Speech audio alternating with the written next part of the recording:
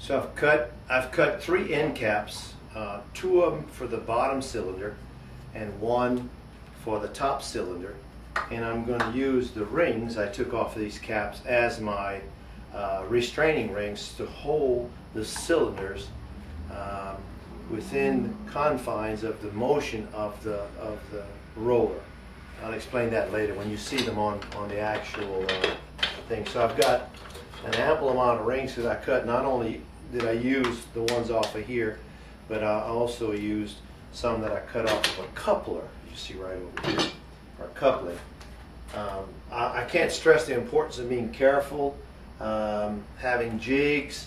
Watch where you put your hands. You can easily cut yourself very easily on this. You could have cut this on a bandsaw. A bandsaw would work just as well. So now I'm going to cut the bottom cylinder, and the bottom cylinder is 33 inches long. So I'm going to make my mark. I'm going to move it to the mark, which is about where I want to go, about right here. And this can be plus or minus, you know, an inch or so. But I'm going 36 on the large one and 33 on the small one. This, once again, this is a chop saw. You hold it firmly in position and then press the button. It'll be a little noisy, but here we go.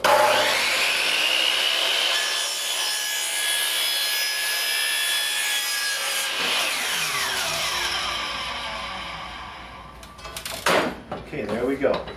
That's this, by the way, this was a 10-foot length of Schedule 40 PVC. Now, Schedule 40 simply means that the thickness of the pipe is very thick. If you get anything other than Schedule 40, it won't be strong enough to withstand it. It'll crack. So it's got to be Schedule 40, which is almost a 1/4 of an inch thick, the wall.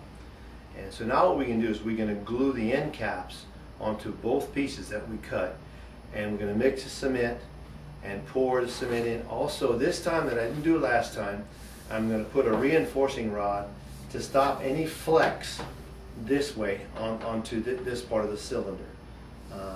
I think we had a little flex, even though I had cement in it. It kept it round and sturdy and strong, but it caused a little flex in here. So I will be putting 2 large reinforcing rods in here to reduce any kind of flex. The reinforcing rod is right over here. Give me one of those.